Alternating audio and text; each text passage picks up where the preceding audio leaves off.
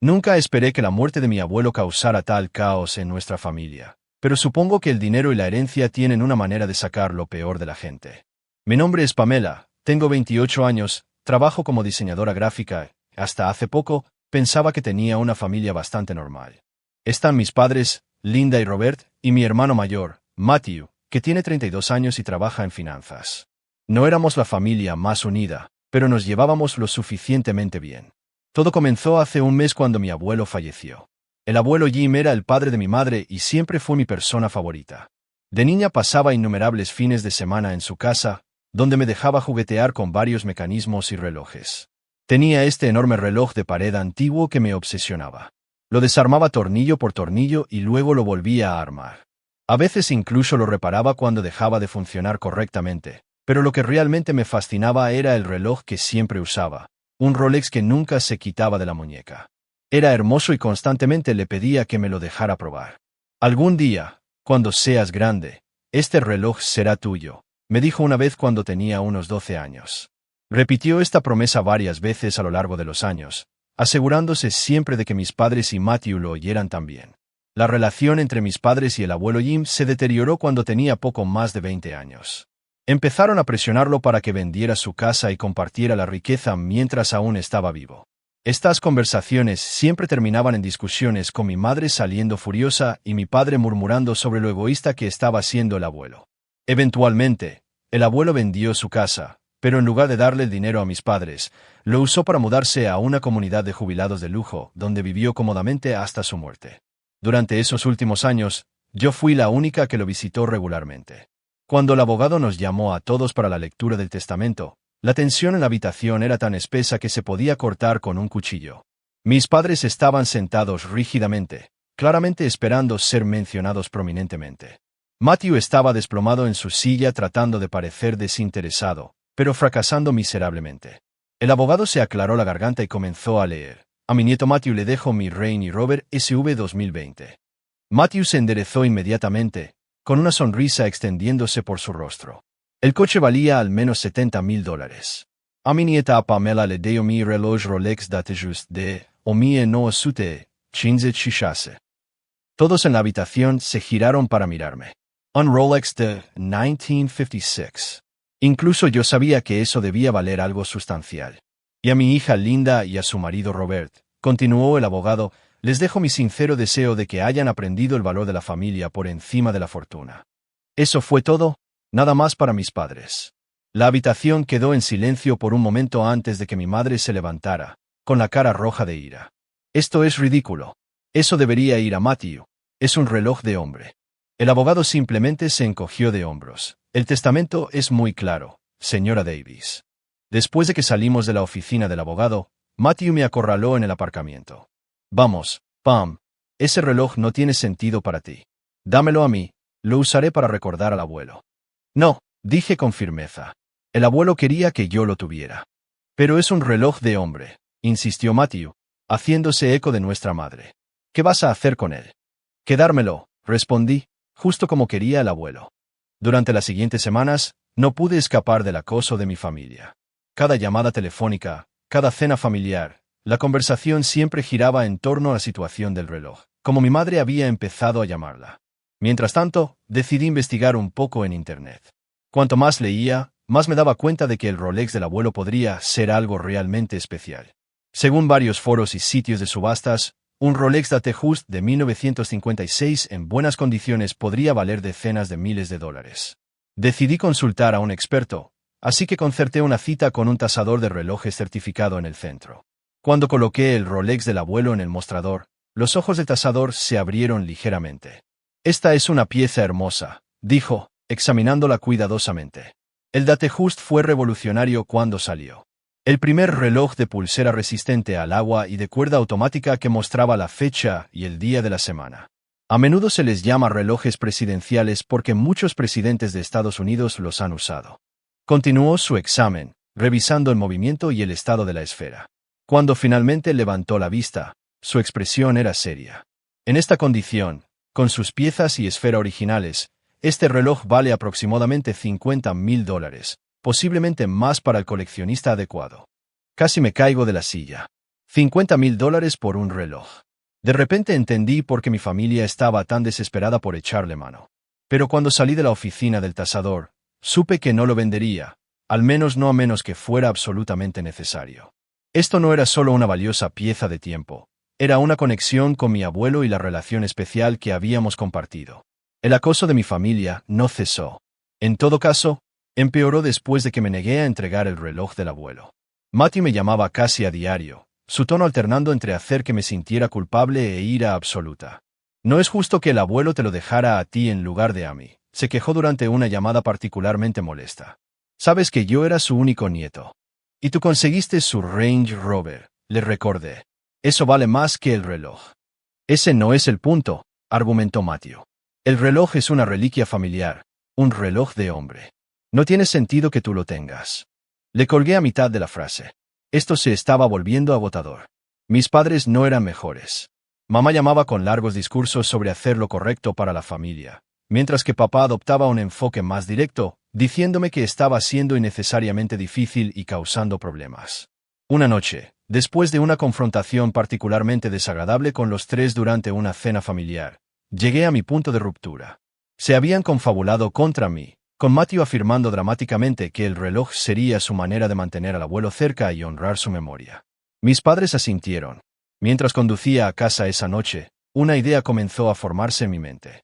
Si Matthew quería tanto el reloj por razones sentimentales, entonces realmente no importaba si era el reloj real, ¿verdad? Lo importante era el recuerdo del abuelo, ¿verdad? Al menos eso era lo que seguía afirmando. Al día siguiente, llamé a mi amiga Lisa, que viajaba regularmente a China por su negocio de importación. Había mencionado una vez que se podían conseguir réplicas decentes de artículos de lujo allí. Oye, Lisa, pregunta extraña, ¿pero podrías conseguirme una réplica de un Rolex antiguo cuando estés en China el mes que viene? Claro, respondió ella. Envíame fotos de lo que estás buscando y veré qué puedo hacer. Le envié fotos detalladas del reloj del abuelo desde todos los ángulos. Un mes después, Lisa me llamó para decirme que había regresado y tenía algo para mí. Cuando vi la réplica, me impresionó. Se parecía notablemente al original. El peso era un poco diferente y un verdadero experto notaría las diferencias inmediatamente, pero para el observador casual era un duplicado convincente. Le pagué a Lisa $300 por su molestia. Esa noche, tomé un poco de papel de lija fino y cuidadosamente añadí algunos arañazos más para que coincidieran con la pátina del original. Quería asegurarme de que la falsificación pareciera apropiadamente envejecida. Sosteniéndolos uno al lado del otro, quedé satisfecha con mi trabajo. A menos que supieran qué buscar, eran casi indistinguibles. La próxima vez que Matthew me llamó para acosarme por el reloj, lo sorprendí accediendo a dárselo. Quedamos en reunirnos en una cafetería al día siguiente. Cuando le entregué la réplica en una pequeña caja de terciopelo, la cara de Matthew se iluminó con una mezcla de triunfo y emoción genuina. Gracias, Pam, dijo, atándoselo inmediatamente a la muñeca. Esto significa mucho para mí. Solo recuerda que el abuelo quería que yo lo tuviera. No pude resistirme a añadir. Así que cuídalo bien. Por supuesto, asintió, admirando cómo se veía en su muñeca. Esto se quedará conmigo para siempre como un recordatorio de él. Esa noche, coloqué cuidadosamente el Rolex real en la caja fuerte de mi apartamento, envuelto en un paño suave. Me sentí un poco culpable por el engaño, pero razoné que era la única manera de quitarme a mi familia de encima. Además, si Matthew realmente quería el reloj por razones sentimentales, como afirmaba, entonces la réplica debería servir para ese propósito perfectamente bien. Durante una semana, todo fue pacífico. No hubo llamadas de mi hermano, ni mensajes de culpabilidad de mis padres. Empecé a pensar que tal vez esta solución había funcionado y todos podíamos seguir adelante con nuestras vidas. Entonces, en una tranquila tarde de domingo, sonó mi teléfono. Era mi madre y, desde la primera palabra, supe que algo iba muy mal. Han arrestado a tu hermano por tu culpa, gritó al teléfono. ¿De qué estás hablando?, pregunté genuinamente confundida. Matthew vendió el reloj a su jefe y ahora lo han arrestado por fraude. Todo esto es culpa tuya. Mi estómago se encogió. ¿Lo vendió? Pero dijo que lo quería para recordar al abuelo. No te hagas la tonta, siseó mi madre. Su jefe le pagó $35,000 por ese reloj. Matthew le mostró el testamento del abuelo para demostrar que era auténtico, pero el jefe lo hizo examinar y ahora la policía está involucrada. Lo llaman fraude. Tuve que morderme el labio para no reírme. Matthew había intentado vender el reloj falso por $35,000. La ironía era demasiado perfecta. Había estado tan decidido a conseguir el reloj de mí, no por sentimentalismo como había afirmado, sino para obtener un beneficio rápido, y ahora su codicia lo había llevado a la cárcel. No entiendo, dije, tratando de mantener mi voz estable. Le di el reloj que me dejó el abuelo. Si no es auténtico, tal vez el abuelo vendió el original hace años y llevaba una réplica él mismo. No te atrevas a sugerir eso, gritó mi madre. Tu abuelo nos habría dicho si el reloj no era real. ¿Lo habría hecho? Respondí. Tú y papá no le habíais hablado en años y él sabía que yo nunca lo vendería, así que tal vez pensó que no importaba. La conversación se deterioró rápidamente a partir de ahí. Mi padre se puso al teléfono y me acusó directamente de cambiar los relojes, exigiendo que lo confesara. En cambio, le di la vuelta a la tortilla. ¿Por qué vendió Matthew el reloj? Pregunté. Juró que lo quería como un recuerdo del abuelo. Prometió que lo apreciaría y lo conservaría para siempre. Mis padres vacilaron. Luego mi padre murmuró algo acerca de que no era importante y que yo necesitaba arreglar este lío pagando la fianza de Matthew. Ese no es mi problema, dije con firmeza. Le di lo que me dejó el abuelo. Lo que haya hecho con él después es asunto suyo. Colgué y apagué mi teléfono, con las manos temblando ligeramente. No esperaba que las cosas llegaran tan lejos, pero tampoco podía sentirme responsable. Después de todo, no le había dicho a Matthew que vendiera el reloj, especialmente por una suma tan exorbitante. Su codicia y deshonestidad habían creado esta situación, no yo. Después de la llamada telefónica con mis padres, pasé varios días pensando en lo que había sucedido. No pude evitar sentir una mezcla de emociones, satisfacción de que el plan de Matthew hubiera fracasado, culpa por mi engaño y ansiedad por lo que podría venir después. No respondí a ninguna llamada de mi familia durante este tiempo. Necesitaba espacio para pensar. Finalmente, decidí que no era realmente culpable de esta situación. Sí, le había dado a Matthew un reloj falso, pero nunca le dije que lo vendiera, especialmente no bajo falsos pretextos. Él había insistido repetidamente en que quería el reloj por razones sentimentales, para recordar al abuelo. Si eso fuera cierto, la réplica habría servido para ese propósito perfectamente bien. Mi teléfono volvió a sonar una noche. Era el número de mis padres. Después de respirar hondo, respondí. Pamela, pagamos la fianza de Matthew nosotros mismos, dijo mi padre sin siquiera saludar, pero ahora necesitas arreglar el resto de este lío. ¿Qué quieres decir? Pregunté con cautela. Necesitas hablar con el jefe de Matthew, intervino mi madre desde otra extensión. Confiesa que cambiaste los relojes sin el conocimiento de Matthew. Asume la culpa para que no pierda su trabajo y enfrente cargos de fraude. Casi se me cae el teléfono por la incredulidad. ¿Quieren que confiese un crimen que no cometí? ¿En serio? Es tu hermano, gimió mi madre. La familia ayuda a la familia. Esto es una locura, dije, mi paciencia finalmente evaporándose. Están locos si creen que voy a pagar por la codicia de Matthew. Este es su problema, no el mío. ¿Cómo te atreves? Comenzó mi padre, pero lo interrumpí. Quiero que los dos me dejen en paz. No me llamen, no vengan a mi apartamento. He terminado con esta conversación y con esta situación. Colgué e inmediatamente bloqueé sus números. Mis manos temblaban de ira. La audacia de que intentaran convertirme en el chivo expiatorio del plan de Matthew. Más tarde ese día, se me ocurrió un pensamiento preocupante. ¿Y si intentaban conseguir el reloj original? No descartaba que irrumpieran en mi apartamento si se desesperaban lo suficiente. Necesitaba trasladarlo a un lugar más seguro. A la mañana siguiente, fui a mi banco y alquilé una caja de seguridad. Coloqué cuidadosamente el Rolex dentro, sintiendo un alivio lavarme cuando la caja fue cerrada y asegurada. Ahora, pasara lo que pasara, el reloj estaba a salvo. Aproximadamente una semana después, recibí una llamada de mi tía Susan, la hermana de mi padre. Susan siempre había sido la razonable de la familia y nos habíamos mantenido en contacto incluso después de la ruptura con mis padres. Pensé que deberías saber, dijo después de que intercambiamos saludos, Matthew fue despedido de su trabajo. Me imaginé que eso podría pasar, respondí, sintiendo una pizca de culpa a pesar de mí misma. Tuvo que devolver los $35,000 a su jefe, más $10,000 adicionales en compensación para evitar cargos penales, continuó Susan.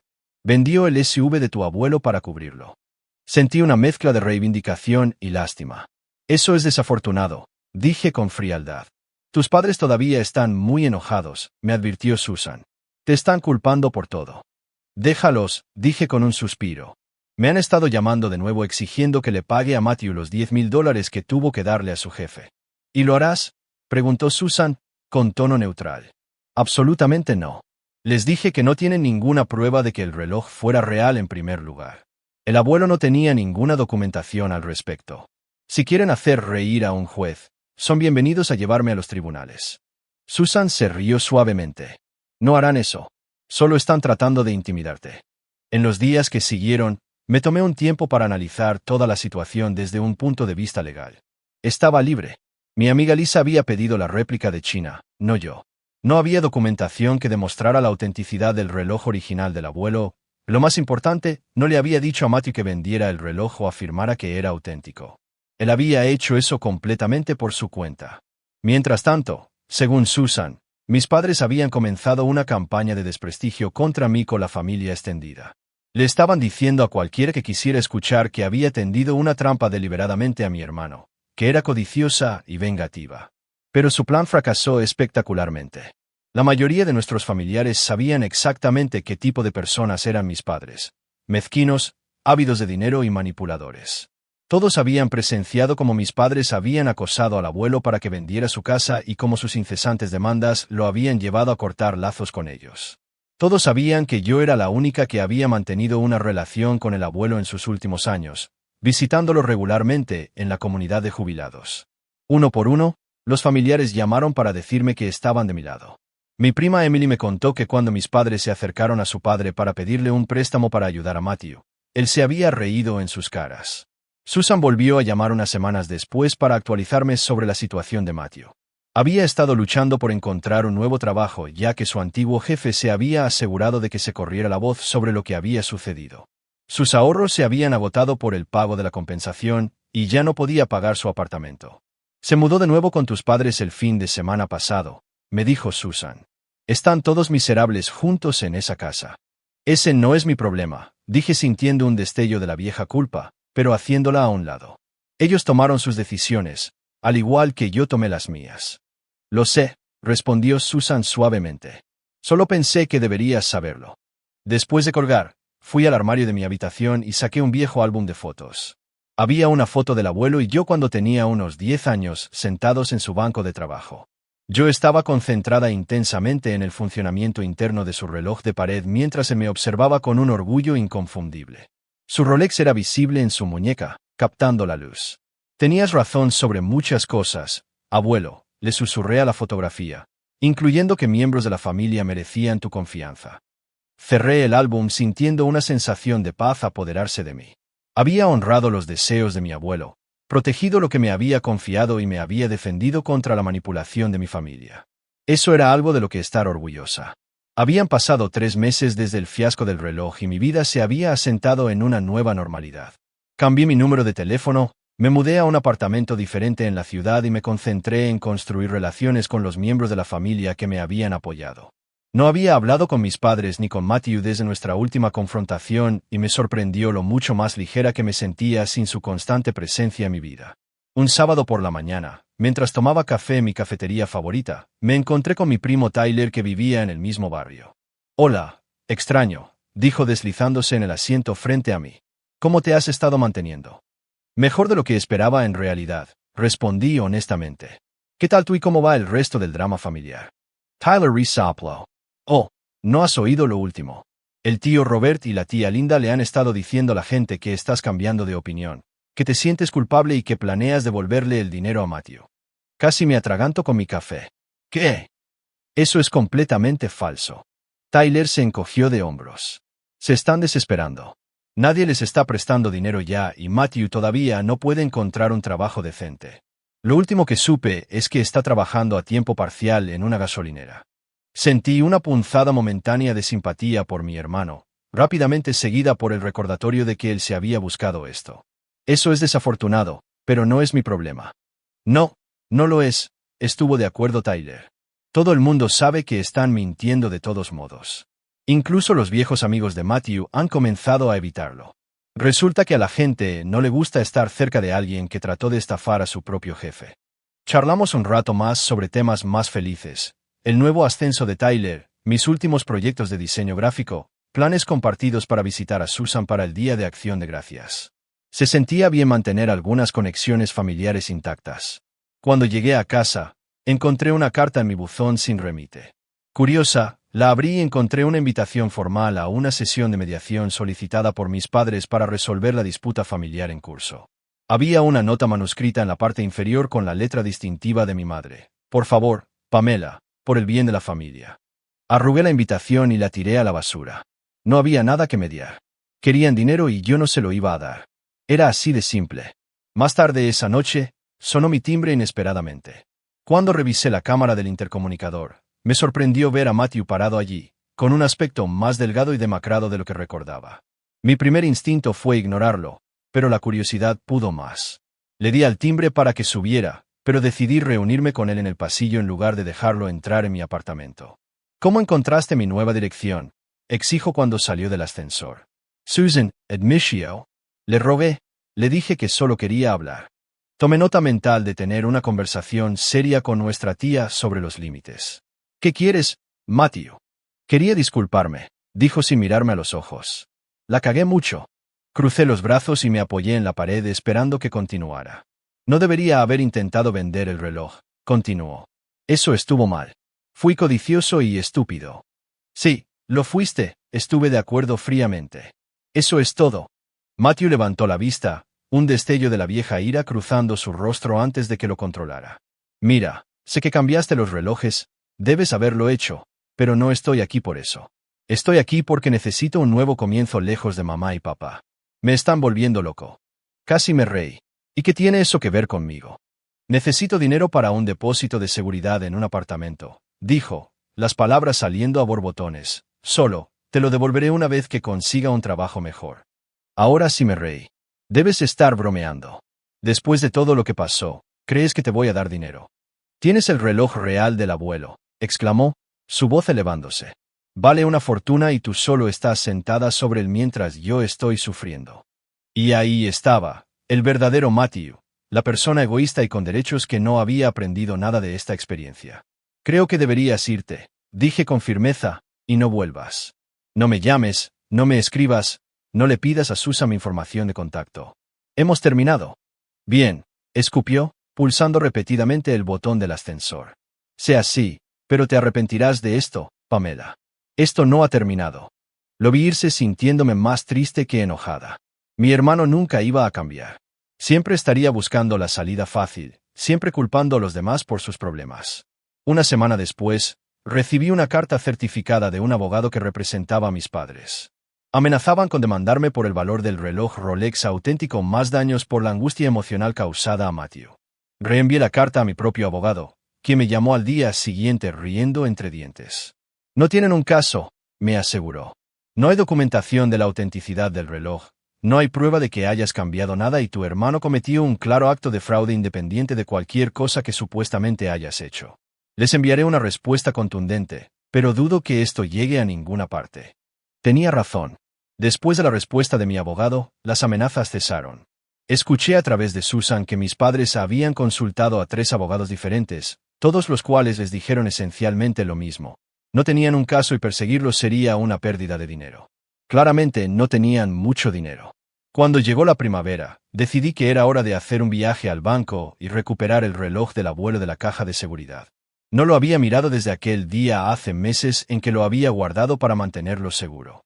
Esa noche, recibí un correo electrónico de una agencia de diseño con la que me había entrevistado semanas antes. Me estaban ofreciendo un puesto con un aumento salarial sustancial.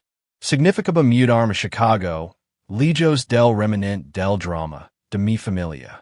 Lo pensé durante 5 minutos antes de aceptar. Un nuevo comienzo en una nueva ciudad sonaba perfecto. Podría visitar a Susan y a los primos que todavía me importaban en las vacaciones, de lo contrario, construir una vida libre de expectativas familiares tóxicas. Mientras empacaba mi apartamento durante las siguientes semanas, me encontré de nuevo con el viejo álbum de fotos. Decidí llevarme solo algunas fotos selectas, las que estaban con el abuelo, con Susan, con los primos que me habían apoyado. El resto lo dejé atrás junto con los dolorosos recuerdos que representaban. El día antes de mi mudanza, visité la tumba del abuelo. No había estado allí desde el funeral, en parte para evitar encontrarme con mis padres o con Matthew. Coloqué un pequeño ramo de sus flores silvestres favoritas junto a la lápida. Mientras me alejaba del cementerio hacia mi nueva vida en Chicago, sentí la presencia del abuelo conmigo. Sabía que él habría aprobado mis decisiones, de cómo había manejado la situación. Realmente, esa era la única aprobación que necesitaba.